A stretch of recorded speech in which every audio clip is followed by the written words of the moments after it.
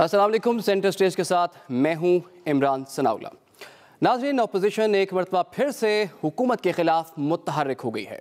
PDM ने महंगाई के खिलाफ कराची में एहतजाजी मुजाहरा किया और अपनी ताकत का मुजाहरा किया जिसमें हुकूमत पर शदीद तनकीद की गई और अपोजिशन की जानिब से दोबारा से नए इंतखाबात का मुतालबा सामने आया। अपोजिशन ऐवान के अंदर मुत्तहिद होकर हुकूमत को टफ टाइम देने पर तो इत्तफाक कर चुकी है और इसका इजहार भी कर चुकी है, लेकिन अपोजिशन कायदीन की जानिब से हुकूमत को घर भेजने, अपोजिशन के मुत्तहिद होने और नए इंतखाबात कराने के बयानात सामने आते रहे। एहतजाजी शुरका से खिताब करते हुए आज PDM के सरबरा मौलाना फजलुर रहमान ने कहा कि हुक्मरानों को बुहेरा अरब में गर्क न किया तो मुल्क की बका खतरे में होगी। इस्लामाबाद तक जाएंगे, नाअहलों को भगाकर दम लेंगे। ये हमारा मुतालबा है। मुल्क अब आगे नहीं चल सकता जब तक कि शफाफ इलेक्शन ना हो। इस हुकूमत ने, इस वज़ीर-ए-आज़म ने पाकिस्तान की मस्जिद का जनाजा निकाला, जिनको पता ही नहीं मुल्क कैसे चलाए जाते हैं। तो मेरे मोहतरम दोस्तों, ये सफर चलेगा। 17 को क्वेटा में होगा, 20 को पेशावर में होगा, लाहौर तक जाएगा, हम इस्लामाबाद तक जाएंगे। हम सब एक प्लेटफॉर्म पे हैं। अपोजिशन एक ही पॉइंट ऑफ व्यू है, एक ही आवाज है और ये बड़ी सक्सेस है। ये हम साथ रहेंगे। आज PDM की 8 जमातें सिर्फ एक बात कहती हैं कि मुल्क में फौरी और शिफाफ इंतखाबात कराए जाएं। यही पाकिस्तान के मसाइल का हल है। अपोजिशन का मौक़िफ़ है कि हुकूमती नाअहली की वजह से महंगाई समेत दीगर मसाइल ने मुल्क के हालात ख़राब कर दिए हैं। जब हुकूमती रहनुमा अब भी मुल्की मसाइल का जिम्मेदार माजी की हुकूमतों को करार दे रहे हैं और उन पर करप्शन के इल्ज़ामात लगा रहे हैं। हुकूमती रहनुमाओं का मौक़िफ़ है कि अपोजिशन की जानिब से हुकूमत को कोई ख़तरा नहीं, अपोजिशन हमारा कुछ नहीं बिगाड़ सकती। इन PDM वालों को, इनके सहूलतकार जो मीडिया में बैठे हुए हैं, उनको लॉन्ग मार्च करने के लिए सोचना भी ना।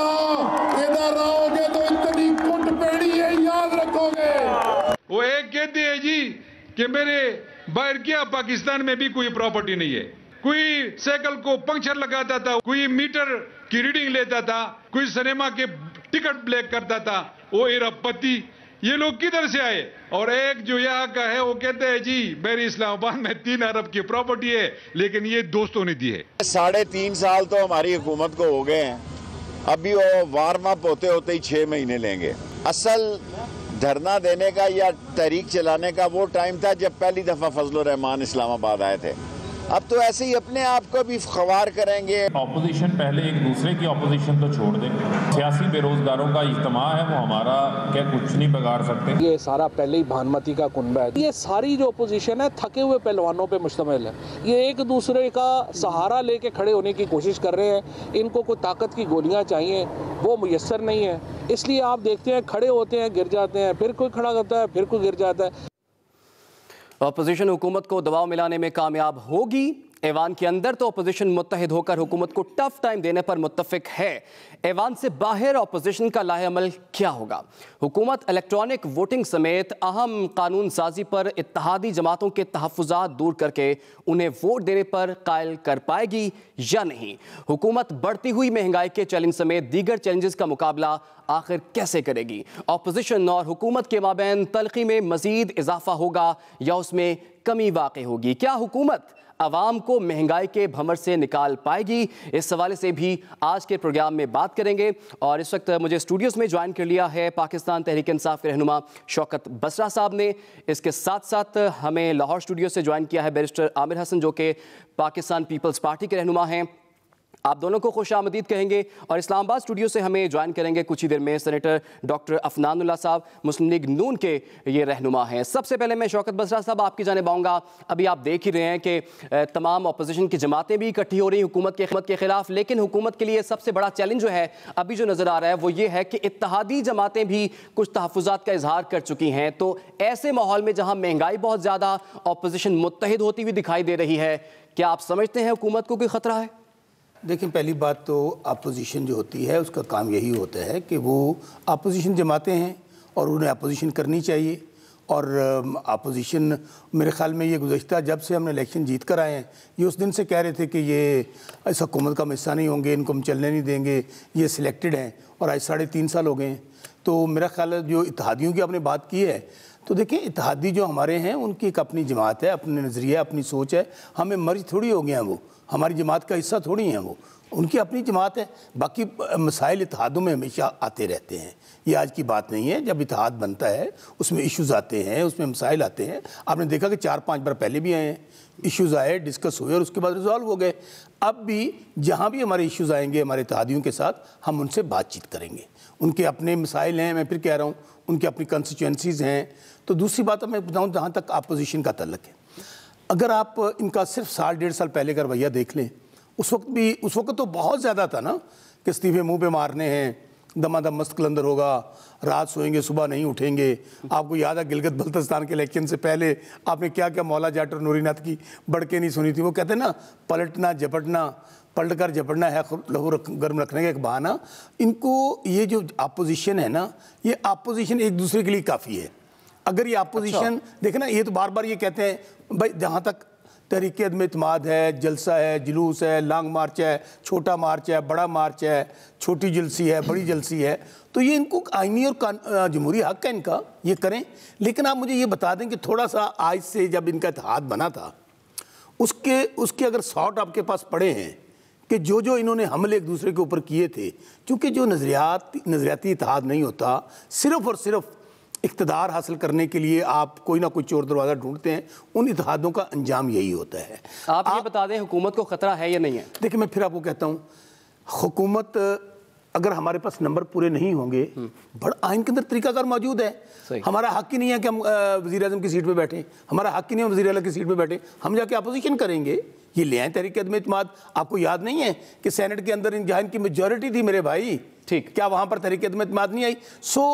देखें, दूसरी बात यह है कि इमरान खान जिस शख्स का नाम है, वो कोई थोड़ा वो टीटियाँ लगाने, दिहाड़ियाँ लगाने या वो गोले वाला पापड़ वाला उनसे माल इकट्ठा करने आए हैं। वो 70 साल यहाँ पर इन्हीं पार्टियों की हुकूमतें थी। मैं कहता हूँ for the sake of arguments, अगर इमरान खान नाकाम हो गए देन व्हाट, यानी कि आप उन लोगों को चांस देंगे जिन्होंने 4-4 बारियाँ पहले ली हैं।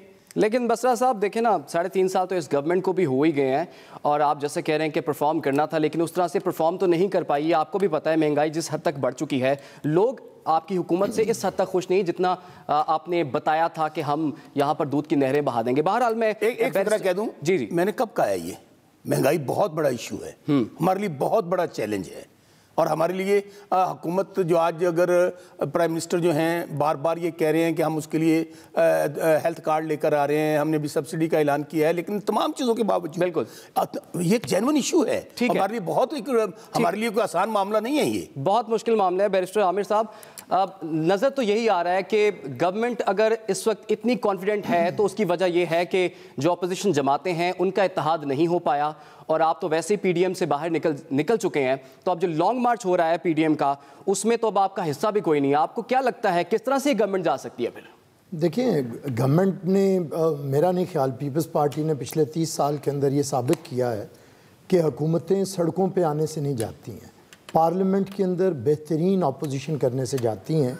अगर पीपल्स पार्टी को 17 सीटें दे के मोहतरमा Benazir Bhutto leader of the opposition थी, तो हमने भरपूर अपोजिशन विद में पार्लियामेंट की और पार्लिमान के अंदर साबित किया कि किस तरह हुकूमत को शिकस्त दी जाती है 17 वोटों के साथ। आज तो अपोजिशन के पास 150 वोट हैं। ये हम समझाते और हमने 12 करके दिखाया है। और अब आपके सामने ये पीडीएम, तो आपने, मैं पीडीएम की इस वक्त बात नहीं करूँगा, पीडीएम है नहीं है कैसा है वो अलहदा बात है। असल बात जो है वो पार्लियामेंट के अंदर इस हुकूमत को शिकस्त हुई है, सेनेट के इलेक्शन में हुई है, इस दफ़ा 2 दफ़ा हुई है, जिसकी वजह से इन्हें इजलास मुलतवी करने पड़े हैं। जिन्होंने बड़ी बड़ी इन्होंने तैयारियां करके कानून साजी की करके बैठे हुए थे, इन्हें भागना पड़ा है और फरार होना पड़ा है पार्लियामेंट से। वज़ीर आज़म इतनी जुर्रत नहीं रखते हैं कि जिस पार्लियामान के अंदर उन्होंने हर बुध को आके सवालों के जवाब देने थे जनाब, वो तो महीनों नहीं आते। उस वज़ीर आज़म को जुर्रत नहीं होती है कि वो नेशनल सिक्योरिटी के ऊपर बुलाए गए इजलास में आके सदारत कर सके। उसे इदारों के सरबराह के पीछे छुपना पड़ता है और ख़ुद भाग के, वो बनी गाला का वज़ीर आज़म है, चंद लोगों के जहनों के अंदर बना बैठा वज़ीर आज़म है, ना उसने साबित किया है वो वज़ीर आज़म है, ना उसकी किसी बात से। तो मैं समझता हूँ हमारी यही फतह है।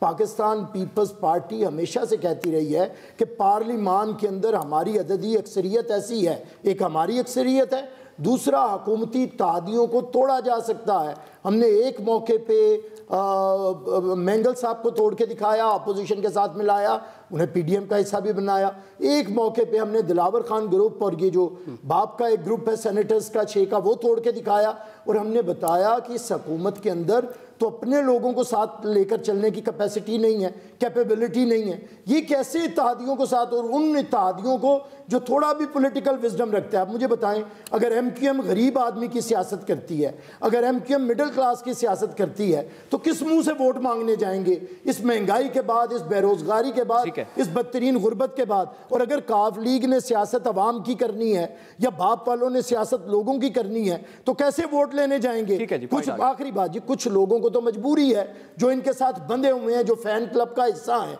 लेकिन पॉलिटिकल आदमी मजीद इस भानमती के कुंबे के साथ, ये जो चला हुआ है, इसके साथ हाउस ऑफ कार्ड्स है और ये तहलील होने जा रहा है। मैं सिर्फ आखिरी बात पे, ये तहलील होने जा रहा है और पार्लिमानी कुव्वत के साथ तहलील होने जा रहा है। हमें इंशाल्लाह किसी लॉन्ग मार्च की जरूरत नहीं पड़ेगी। आपका पॉइंट आ गया। आप अभी भी, आपकी बात से ये लग रहा है कि आप लॉन्ग मार्च के इतने हामी नहीं हैं जितना आप चाह रहे हैं कि जी रहते हुए तहरीक अदम एतमाद जो है उसे पेश किया जाए, वहां से ये मकसद पूरा हो सकता है। तो सेनेटर डॉक्टर अफनानुल्लाह साहब, मैं अब आपकी जानिब आऊँगा। तो पाकिस्तान पीपल्स पार्टी तो काफ़ी पहले से यही बात कह रही है कि पंजाब में आप तब्दीली लेकर आएँ, हम आपका साथ देते हैं, और उन्होंने रास्ता भी आपको दिखाया। वफाक में भी कुछ ऐसी बात ही कर रहे थे। तो आप क्या समझते हैं कि लॉन्ग मार्च ही करना ज़रूरी है या फिर ये आसान तरीकाकार भी अपनाया जा सकता है तहरीक अदम एतमाद का? जी बिस्मिल्लाह रहमान रहीम। देखें, हमने कभी भी ये बात नहीं की कि हम तहरीक अदम एतमाद के अंदर इंटरेस्टेड नहीं हैं। बात यह है कि नंबर गेम है। पीपल्स पार्टी की 7 सीटें हैं 394 में से पंजाब में। 7 सीटों से तो अदम एतमाद नहीं आएगा ना पंजाब में। तो और ना ही क्या कहते हैं, हम सबसे बड़ी जमात है नेशनल असेंबली में, उनकी हमारे वोट होंगे तो तभी तहरीक अदम एतमाद आएगा। तो मैं ये समझता हूँ कि हम पीपल पार्टी को अपने साथ लेके चलना चाहते हैं तमाम मामलात के अंदर, और हम ये चाहते हैं कि अपोजिशन मुत्तहद रहे। और जो अदम एतमाद वाला मामला है उसके अंदर हो सकता है कि मामला जो है वो सेनेट में लाया जाए, हो सकता है नेशनल असेंबली में लाया जाए, लेकिन मामलात एक लॉजिकल जो है कंक्लूजन की तरफ जाते हुए नज़र आ रहे हैं मुझे। और आप देखेंगे कि जल्द जो है वो हुकूमत को मज़ीद जो है वो बहुत मुश्किलात का सामना जो है मज़ीद और होगा आने वाले दिनों में। और जिन बैसाखियों के ऊपर ये हुकूमत जो है वो खड़ी हुई थी, वो बैसाखियाँ अब टूटनी शुरू हो गई हैं, उनमें धीमक पड़ गई है, और वो आप देखिएगा कि आने वाले दिनों में वो हट जाएंगी। जब वो बैसाखियाँ नहीं होंगी तो ये जो है जो लोग हैं इनके साथ वो भी ज़्यादातर खुद ही छोड़ के चले जाएंगे। हो सकता है जो हमारे भाई जो हैं वो जो ये अपना बसरा साहब हैं, ये भी पीपल पार्टी में वापस चले जाएं या कहीं और चले जाएं। तो बाकी भी सारे के सारे जो जहाँ से आए थे वो अपनी अपनी पार्टियों में चले जाएंगे। मैं ये ज़रूर कहना चाहूँगा कि अभी बात की गई कि जी अपोजिशन जो है वो बड़ी बड़ी बढ़के मारती है। मुझे आप ये बताएं, इमरान खान साहब फरमाते थे कि ₹1 डिवैल्यू हो डॉलर के अगेंस्ट तो इतने अरबों रुपए का जो है वो कर्जा बढ़ जाता है, और अगर बिजली महंगी हो, गैस महंगी हो तो समझ लो कि तुम्हारे हुक्मरान जो हैं वो चोर हैं। ये हमने नहीं कहा, ये जो है ये अल्फाज इमरान खान साहब के खुद अपने हैं। और आपको याद होगा कि हमने जब मई 2018 में ये हुकूमत छोड़ी थी, उस वक्त चीनी 52-53 रुपये किलो थी, आज 130 रुपये किलो है। यानी 74 साल में जो चीज़ 52-53 रुपये किलो पे आई, वो 130 रुपये किलो का कारनामा इमरान खान ने अंजाम दिया। जो आटा 30 रुपये किलो मिलता था वो 70 रुपये किलो मिल रहा है। ये कारनामा इमरान खान का है।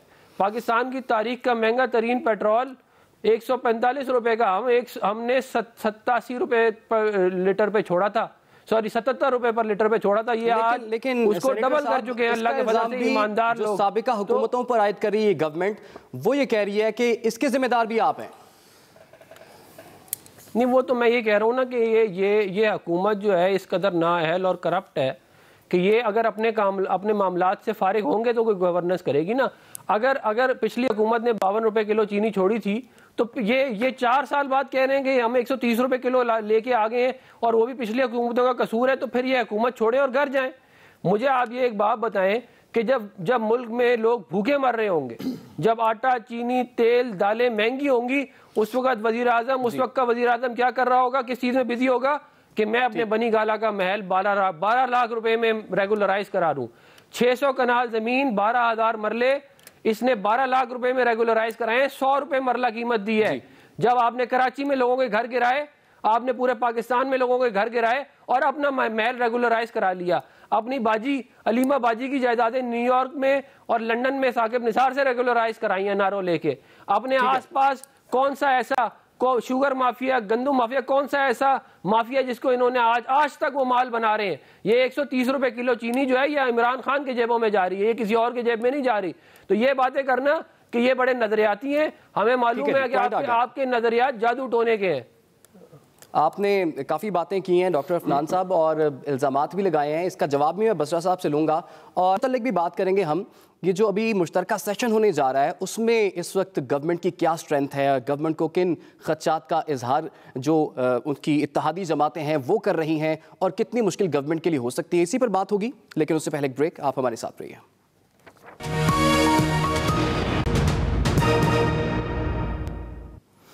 Welcome back. ब्रेक में जाने से पहले डॉक्टर अफनानुल्लाह साहब ने कहा था कि अब हुकूमत की जानिब से उसके इत्तेहादी भी उसका साथ छोड़ने जा रहे हैं और बहुत से उनके रहनुमा भी अब जो है ना उड़ने के लिए पर तोल रहे हैं। और उन्होंने जिक्र भी कर दिया था शौकत बसरा साहब का कि हो सकता है ये भी पाकिस्तान पीपल्स पार्टी दोबारा ज्वाइन कर लें। तो बसरा साहब, क्या प्लान है आपका? आपको लगता है कि अब तहरीक इंसाफ में रहना किसी खतरे से खाली नहीं है? इमरान भाई, पहली बात तो जब ये गुर्बत पर, गरीब पर और करप्शन पर भाषण देते हैं ना, तो यकीन माने अजलादज में क़यामत आने वाली है। क़यामत की निशानियाँ ये कि ये दोनों पार्टियाँ गरीब की बात करती हैं और यकीन माने हमारा तो आसा निकल जाता है कि अल्लाह के बंदो, ये गरीब जो आपने 4-4, 5-5 बारियाँ लेके, इमरान खान तो कभी हुकूमत में नहीं आया, ये गरीब जिनकी वजह से गरीब हुए हैं तो वो गुर्बत पे भाषण देते हैं। भाई अगर तो आप भी साथ गरीब हो गए होते तो हम मान लेते कि यार आप भी गरीब हो गए। आप उनका वो जो टीटियाँ थे वो गोले वाला था या पापड़ वाले था, हमें तो नहीं पता, तो उसकी वजह से आप तो अरबपति से करोड़पति हो गए। और दूसरी बात देखिए, मैं फिर आपको बात कहूँ, अभी आपने सुन ली, बैरिस्टर साहब का मौक़िफ़ भी सुन लिया और अफनान भाई का भी सुन लिया। वो कहते हैं लॉन्ग मार्च की ज़रूरत ही नहीं है, वो कहते हैं कि जनाब लॉन्ग मार्च तो होगा, वो कहते हैं हमने पार्लियामेंट में जाना है। तो आप ज़रा चलते जाए ना आगे, कि इनमें फिर आपको कह रहा हूँ कि ये अपोजिशन को अपोजिशन से ख़तरा है, हमें इनसे कोई ख़तरा नहीं है, ये बात को क्लियर कर लें आप।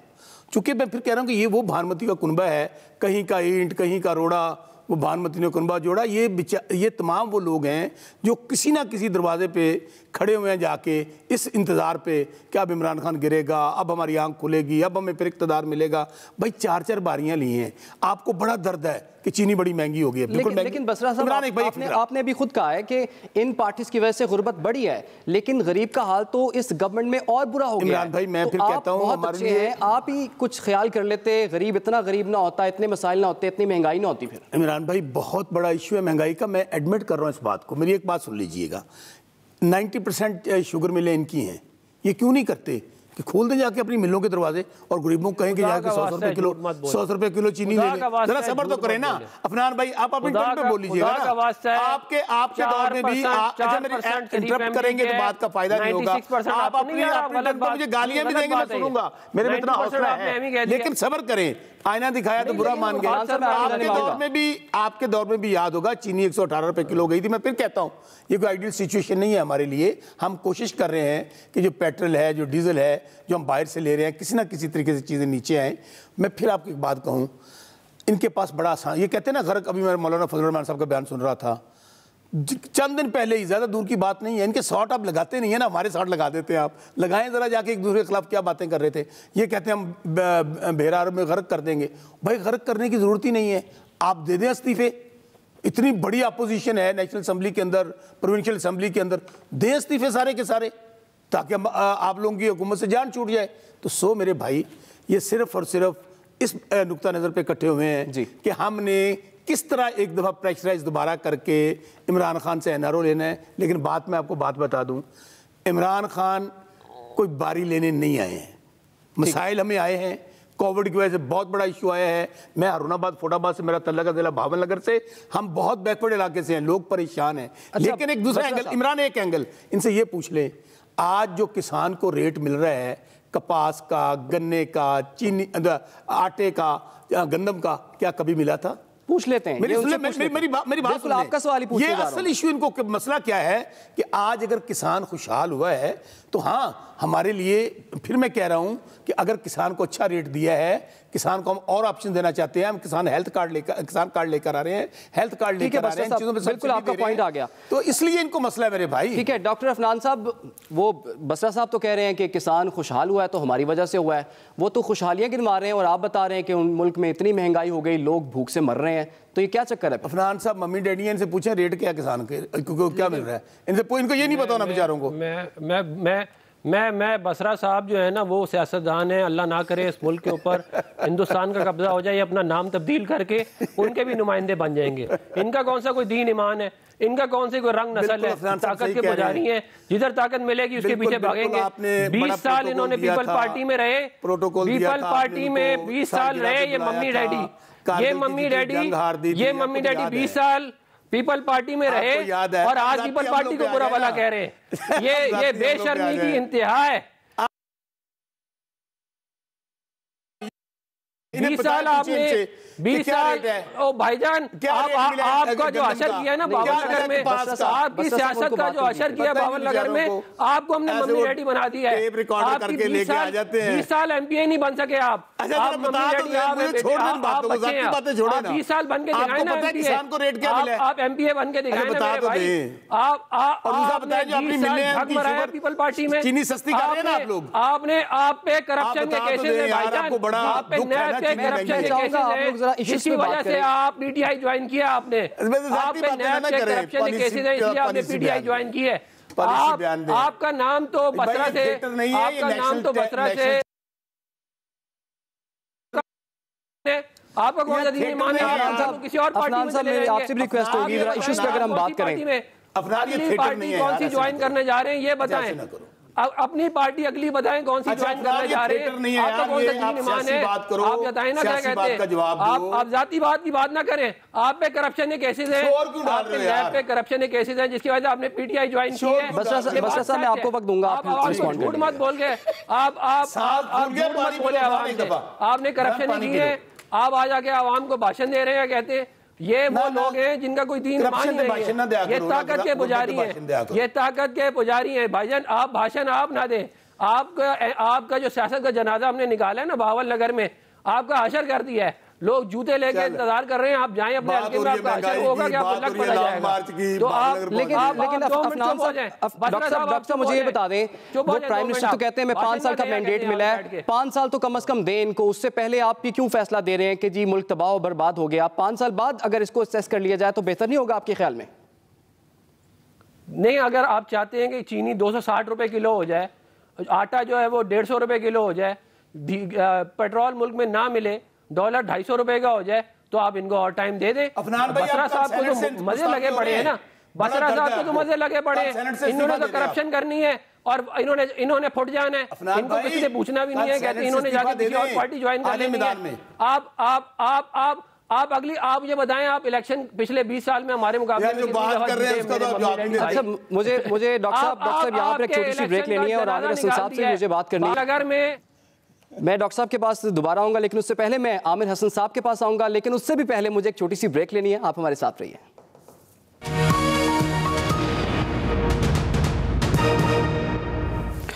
Welcome back. गुफ्तगू के सिलसिले को आगे बढ़ाते हैं। बैरिस्टर आमिर हसन साहब, मैं आपकी जानिब आऊँगा। अब एहतजाज भी किया जा रहा है, रैलियाँ भी निकाली जा रही हैं अपोजिशन की जानिब से, लेकिन पेट्रोल की कीमत कम नहीं हो रही, चीनी की कीमत कम नहीं हो रही, आटे की कीमत कम नहीं हो रही, आवाम को रिलीफ नहीं मिल रहा। तो ये जितनी भी आपकी एफर्ट्स हैं, तो हम इनको क्या समझें? हुकूमत के तो कान पर जूं तक नहीं रेंग रही, क्या कहते हैं आप? देखिए, यही वो मसला है कि हुकूमत समझती है ना तो ये सियासी तरीक़ाकार से आई है, ना आवाम की हिमायत से आई है, इसलिए ना इसे आवाम की हिमायत चाहिए। ये बदतरीन महंगाई करें, बदतरीन गुर्बत करें, बदतरीन बेरोज़गारी करें। ये समझते हैं कि वो जो EVMs हैं, जो उस वक़्त भी कोई काम कर गई थी और इस दफ़ा तो बाकायदा ये इंस्टॉल करवाना चाहते हैं कि हम आ जाएंगे हुकूमत में। मैं इन्हें ये बताता हूँ PTI के दोस्तों को कि हुकूमत कभी भी अपोजिशन ख़त्म नहीं करती, हुकूमत अपनी करतूतों से ख़त्म होती है और मुद्दत भी कभी अहम नहीं हुआ करती। 11 साल जनरल ज़िया हुकूमत कर भी ले तो मुंह काला रहता है। अगर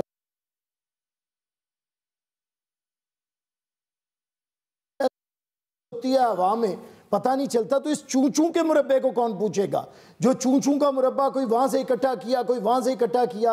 और हमारे दोस्त कहते हैं जी इन्होंने तो 3-3 बारियाँ, चले हमारी जमात में अगर कोई शख्स बैठा होगा उसने 3 बारियां ली होंगी, मान लेते हैं बिल्कुल ली होंगी, लेकिन ये भी कह रहे हैं कि हम दूसरी बारी की तैयारी में भी हैं, अगले 5 साल भी हमारी हैं। वो ये कह रहे हैं सिंध में भी गवर्नमेंट इस दफा हमारी होगी। वाह जी वाह, कौन सा ये दीवाने की बड़ को आपने अच्छा खासा सीरियस ले लिया है। उनके पास और बातें क्या करने को, यही तो करेंगे। बात इतनी है कि हमारे पास वो लोग होंगे जिन्होंने 3 बारियां ली हैं, इनके पास वो लोग हैं जिन्होंने 10 बारियां ली हैं। दोनों जमातों के भी वजीर रहे हैं और डिक्टेटर्स के भी वजीर रहे हैं। इन्होंने 10-10 बारियों वाले वो जो 700 चूहे खा के बिल्ली आज को चली, ये सारे करप्ट और कूड़ा इकट्ठा करके कम कर दिए, 900 थे वैसे। हाँ चलो हमने कम किए हैं इनके लिए। सारे वो आदत महंगाई से इतनी पड़ गई है, कोशिश होती है फिगर्स कम ही दे। लेकिन बहरहाल मैं समझता हूँ सीरियस नोट पे हैं, हम सियासत कर रहे हैं, बसरा साहब कर रहे हैं, सेनेटर अफनान कर रहे हैं, मकसद हमारा एक है, वो है फलाह। अगर पॉलिटिक्स खिदमत की बात है और अगर हम इन्हें कहते हैं तो इस पे तो PTI के दोस्तों को हमारा हम आवाज़ होना चाहिए। देखें ना, ये कह देने से कैसे आर्ग्यूमेंट आप बनाएंगे कि भाई शुगर मिलें आपकी हैं। अरे भाई शुगर मिलें किसी काले चोर की हूँ, वजह तो ये है कि आप हुकूमत में हैं। आपने हुकूमत इसलिए ली थी कि मैं माफियाज को कंट्रोल करूंगा, कार्टेल्स को ख़त्म करूंगा, लोगों को बेहतरीन मैं सहूलतें पहुंचाऊंगा। ये तो आपने भाषण दिए थे, तो अब वो भाषण कहाँ गए? मैं समझता हूं जब तक आप इसकी बेहतरी नहीं करेंगे। दूसरी बात यहाँ पे मैंने कहनी है अफनान भाई को, हमारे दोस्त हैं, हमारे साथी हैं। देखिए 7 सीट, ये तकब्बुर की बात नहीं होती कि इनके पास 7 सीटें हैं, ये क्या करेंगे। भाई पंजाब के अंदर जिनके पास 7 सीटें हैं ना, उनकी वजह से हुकूमत कायम है। चौधरी परवेज़ अलाई वो स्पीकर भी हैं, 3 वजारतें लेके भी बैठे हैं और सुबह शाम वज़ीर आला जाके उन्हें सलाम पेश करता है। 7 वोटों पे इस वक्त पंजाब की हुकूमत चलती है और आप हमारे 7 वोटों को इतनी ही हम कुछ भी ना हो।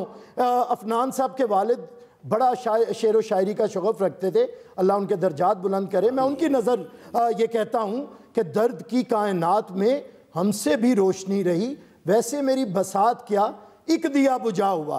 और एक आपके लिए मशवरा है अफनान भाई, हम फकीरों से दोस्ती कर लो, गुर सिखा देंगे बादशाह। इमरान साहब कराओ अपोजिशन, आप कहते हैं अपोजिशन में खतरा है।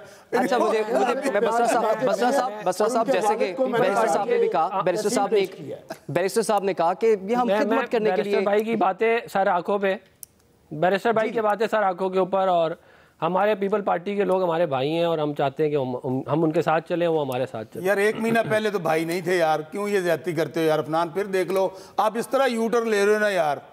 1 महीना पहले तो आप गालियां दे रहे थे इनको। हमने क्या, मैं तो कह रहा हूँ हमारे सर आंखों पे। अच्छा मैं पूछ लेता हूँ डॉक्टर साहब ये बताइएगा, आपको पाकिस्तान पीपल्स पार्टी पर अब भी एतबार है? ख्वाजा आसिफ ने तो कह दिया था, उस वक्त कहा था कि मुझे एतबार नहीं है सरदारी साहब पर, और उनकी सरजनिश भी की गई थी पार्टी की जानिब से, लेकिन हुआ फिर वही कि एतमाद टूटा। अब एक मरतबा फिर आप एतमाद करने के लिए तैयार है पीपल्स पार्टी पे? देखिए हम ये समझते हैं कि पीपल पार्टी के साथ मिलके हम एक मुत्तहद अपोजिशन और ज़्यादा फ़ाल अपोजिशन कर सकते हैं, और हमने पीपल पार्टी के साथ मिलके बहुत बड़े बड़े काम माजी में किए हैं, जिसमें 18वीं तरमीम भी शामिल है, और भी काम हमने किए हैं। तो ये मुल्क के मुफाद में और पार्टियों के दोनों के मुफाद में यही है कि हम एक दूसरे के साथ मिल के ये जो एक गैर मसनूई एक PTI जो है बना के, क्या कहते हैं, इस मुल्क पे मुसल्लत की गई है, इसको घर भेजें। क्योंकि अगर और बेहतर यही है कि हम अपने इख्तलाफात को साइड पे रख के एक दूसरे के साथ काम करें। लेकिन डॉक्टर साहब, इतनी बड़ी ऑपोजिशन होने के बावजूद, इतनी सीटें होने के बावजूद असेंबली में हुकूमत का क्या बिगाड़ा आपने? देखिए हमने अभी 2 प्राइवेट बिल इनके जो हैं वो रोके हैं, आज तक EVM इनसे पास नहीं हुई। अगर मुत्तहद अपोजिशन ना होती तो EVM पास हो जाता ना, सेनेट से तो हो जाता। आई वोटिंग नहीं हुआ। इन्होंने और बहुत सारे जो 2 नंबर काम थे वो हमने इनके रोके। अगर ये अपोजिशन ना होती तो इस वक्त तो आप सोचें कि ये तो मतलब अगर इनके पास थोड़ी ज़्यादा मेजॉरिटी होती है तो इस मुल्क के अंदर कवानीन तब्दील करके मीडिया के ऊपर ताला लगा देते, जुडिशरी पे ताला लगा देते, अपोजिशन को क्या कहते हैं बंद कर देते। ये इनका रास्ता रोका ही हमने। वरना तो ये जो इनके प्लान थे वो तो सारे के सारे जो है वो फिरौनों वाले ही थे ना, इमरान खान साहब के। इन्होंने पहले हुकूमत में आने से पहले कोई और बात करते थे, हुकूमत में आने के बाद जो कुछ इन्होंने किया है इस मुल्क के इदारों के साथ, बिलखुसूस मीडिया के साथ, अब वो सारे पाकिस्तान के सामने है। तो ये बातें कि हद तक तो मामला और है। नहीं आ रहा हूँ, आप ये बताएं कि इमरान खान साहब तो कहते हैं मुझे जमहूरियत पे बड़ा यकीन है, हम जमहूरी पार्टी हैं, तो ये कौन सी जमहूरियत थी कि आपने इत्तेहादी जमातों से मशवरा ही नहीं किया, उनके तहफ़्फ़ुज़ात बरकरार रहे और फिर जॉइंट सेशन आपको मुलतवी करना पड़ा? ये भी बता दें कि फिर जॉइंट सेशन कब हो रहा है दूसरा? इमरान, मैं आपको फिर कहूँ कि इत्तेहाद बनते रहते हैं, टूटते रहते हैं। हम आज भी ये समझते हैं कि इत्तेहादी पार्टियाँ जो है उनकी हमें रिस्पेक्ट है, वो हमारे साथ हैं। अगर आज 3.5 साल हम हुकूमत में बैठे हुए हैं, 4-5 बार ऐसे हुआ जब इश्यूज़ आए हैं, क्या डायलॉग के साथ वो चीज़ें रिजॉल्व नहीं हुई हैं? हमने वो इश्यूज़ आए, हमने जॉइंट सेशन जो है वो अर्जन कर दिया, अब दोबारा सेशन होने जा रहा है। और दूसरी बात मैं फिर कहूँ, अफनान साहब को ना और इनको अपनी हरकतों पे ज़रा संजीदा गौर करना चाहिए। अभी ये बार बार ये क्या हमने फलां रोक दिया, अभी देखें ना EVM पे ये इकट्ठे हो गए। क्यों इकट्ठे हुए हैं? एक तो इस बात पे इकट्ठे हुए हैं कि हमारे जो ओवरसीज़ हैं किसी तरीके से उनको वोट का हक ना मिल जाए, नंबर 1। नंबर 2, चूँकि इन्होंने हमेशा धांधली के ज़रिए इलेक्शन जीते हैं, इन्होंने हमेशा जो जाली वोट बनाए उन पे इलेक्शन जीते हैं, इनको पता है EVM का। साहब, EVM पे तो इलेक्शन कमीशन ने अपने तहफ़्फ़ुज़ात का इज़हार कर दिया है। सिर्फ आप ही वो पार्टी है जो चाहती है EVM से हो, इलेक्शन कमीशन भी चाहता है उससे ना हो। इमरान भाई, अभी कनाडा के अंदर इलेक्शन हुए हैं, किस पे हुए हैं? EVM पे हुए हैं ना। मैं ऑफर करता हूँ अपनी पार्टी की तरफ से ये दोनों पार्टियां आ जाएं, पूरी अपोजिशन आ जाए, इलेक्शन कमीशन आ जाए, कहें कि वो EVM मशीन लेकर आए जिसके ऊपर कनाडा में इलेक्शन हुए हैं। किसी ने उंगली नहीं उठाई। और दूसरी बात, अभी जमहूरियत की बात कर रहे थे अफनान साहब, वो कहते हैं ना ज़रा आप ही अपनी अदाओं पे ज़रा गौर करें, हम कुछ कहेंगे तो शिकायत होगी। इससे बड़ा जमहूरी लीडर कौन होगा कि अभी बुलाया है इमरान खान को सुप्रीम कोर्ट ने, तो इतना टाइम लगा जितना दफ्तर से सुप्रीम कोर्ट पहुंचने पे लगता था। और आप लोगों को जब बुलाया था किस शान और शौकत पे आप गए थे, बच्चों को बाथरूम में जाके जाने बचानी पड़ी थी। अभी जब बुलाया उन्होंने कहा तुम कौन होते हो मैं पूछने वाले, छोड़ दें बातों को। हाँ, एक बात में हमारी बिल्कुल अभी तक हमें कामयाबी नहीं मिल रही।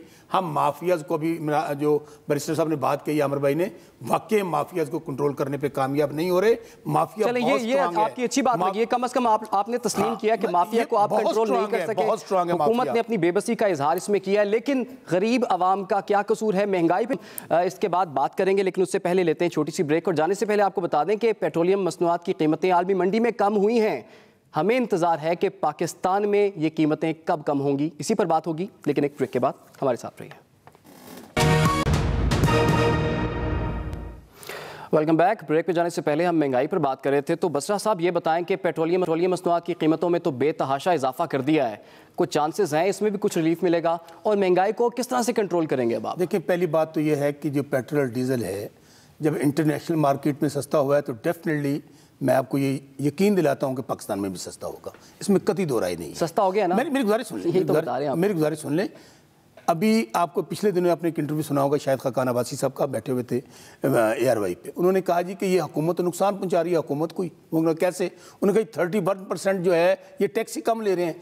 आज भी हम जो 5% टैक्स ले रहे हैं, जो लेवी टैक्स के ज़माने में 31% होता था, हमें कोई ये हमारे लिए बहुत मुश्किल फ़ैसला है, बहुत मुश्किल फैसला है कि जब गरीब आदमी, खासतौर पर सैलरी वाला आदमी जाके पेट्रोल पंप पे पेट्रोल डलवाता है या डीजल डलवाता है, तो ये बहुत ही मुश्किल हालात हैं। दुआ करें कि ये जो इंटरनेशनल मार्केट में भी कम हुआ है तो आपको खुशखबरी मिलेगी सर, हम पाकिस्तान में भी कम। हम दुआ कर रहे हैं, अवाम भी दुआ कर रही है, आप कोशिश तो करें। दूसरी बात मैं आपको अर्ज करूँ कि अभी हम एक और काम करने जा रहे हैं कि हेल्थ कार्ड जो है जी, कि जो 10 लाख तक हर पंजाब का हर ख़ानदान उसको अवेल कर सकेगा। 10 लाख तक वो किसी भी हॉस्पिटल पे जाके, और कोशिश कर रहे हैं कि हेल्थ जो ID कार्ड है, शनाख्ती कार्ड, उसको हेल्थ कार्ड में कन्वर्ट कर दें। नंबर 1। ठीक है बैरिस्टर साहब, मैं आपकी जानिब आऊँगा। ये बताएं मुझे कि अपोजिशन की कोशिश है कि हुकूमत गिर जाए, लेकिन क्या अपोजिशन ये कोशिश क्यों नहीं कर रही कि महंगाई कम हो? उनका शायद ये एजेंडा ही नहीं है और इस तरह से बटी हुई है कि आवाम को कोई रिलीफ नहीं मिल रहा अपोजिशन की। अभी भी अगर इस हुकूमत पे आपने तवक्को रखनी है कि जो जिस बंदे को दिखा के कि इसने मईशत ठीक करनी है, उसे 9 महीने के बाद निकाल दिया कि ये नालायक आदमी है, असद उमर को, और आजकल वो मईशत की बात नहीं करते, वो कह रहे हैं आओगे इस्लामाबाद तो कुट बड़ी पड़ेगी। ये है इनके बुकरात और सुकरात जो बैठे हैं। तो मैं समझता हूँ इनसे तवक्को रखना कि ये ठीक है, ये नहीं कर सकते। हुकूमत की तब्दीली ही वाहिद रास्ता है, क्योंकि इस हुकूमत के पास बिल्कुल भी ये एक नालायक, नकम्मी, नाकारा हुकूमत है। इन्हें यूसी चलाने का तजर्बा नहीं है। ये किस तरह करेंगे? देखिए, अभी ऑयल प्राइसेस की आपने बात पूछी है, लेकिन बैरिस्टर साहब, ये जो वजीर खजाना इनके रहे हैं वो आपकी गवर्नमेंट के ही थे। बिल्कुल हमारे रहे हैं। मुझे 4 वारियां जिन्हें लिया कहते फिर सानू वारी दे दो। जो हमारे दौर में थी, पॉलिसीज़ कभी भी वज़ीर ख़जाना की नहीं चलती हैं, वो पार्टी की चलती हैं। मंशूर होता है, उसके तहत प्रोग्राम आगे बढ़ता है। हमारे पास था तो हमने इसी वज़ीर ख़जाना से, जो आजकल महंगाई में इजाफा करवा रहा है, महंगाई कम करवाई। इसी वज़ीर ख़जाना के हाथों हमने लोगों की 150% तनख्वाहों के अंदर इजाफा किया। इसी वज़ीर ख़जाना के हाथों इंटरनेशनल, मेरी बात सुन लें जी, मुझे बात करने दो पूरी। इंटरनेशनल मार्केट में उस वक़्त बसरा साहब हमारे तर्जुमान थे, और इन्हें याद होगा ये उस वक्त हमारी पाकिज़गी की कस्में खाया करते थे। आजकल ज़रा गुमराह हो गए हैं। इनसे ज़रा पूछें कि उस वक्त इंटरनेशनल मार्केट में ऑयल प्राइसेस क्या थी? $148 पर बैरल था, और आज 100 से कम है। आज कीमत क्या है, तब क्या थी? आज बिजली का यूनिट 35 रुपए है, हमारे दौर में 4 रुपए यूनिट था। डॉक्टर अफनानुल्लाह साहब, मैं अब आपसे सवाल नहीं करूंगा, सिर्फ इतना पूछूंगा कि आप मुस्कुराए क्यों हैं? इमरान भाई जो 4 बारियां लेते हैं, आप उनसे हल मैं मुस्कुराए इसलिए हूँ कि बसरा साहब जो है वो कह रहे हैं कि 4 बारियां, ये 4 बारियों के अंदर तो ये खुद भी रहे हैं। अगर तो ये खुद ना रहे होते हुकूमत का हिस्सा पीपल पार्टी के साथ, तो 4 बारियों की बात आप क्यों करते हैं? आपके अपने ऊपर नहीं ये बात पूरी होती। आप सिर्फ ये बता दें कि आपने 20 साल पीपल पार्टी के साथ 4 बारियां क्यों दी? आप उनकी 4 बारियां लेके पीटीआई की 4 बारियों के अंदर घुसे हुए। आप अपनी बारियां तो आपकी। ठीक है, अभी भी मुझे डॉक्टर अफनानुल्लाह साहब, बैरिस्टर आमिर हसन साहब, शौकत साहब, मुझे अफसोस से यही कहना पड़ रहा है कि अभी भी जो है वो जाती हमले चल रहे हैं। आवाम का कोई सोच नहीं रहा। क्या किसी को पता है कि गरीब का बच्चा भूखा सोता है? क्या किसी को पता है कि उसके पास दवाई के लिए पैसे नहीं है? ये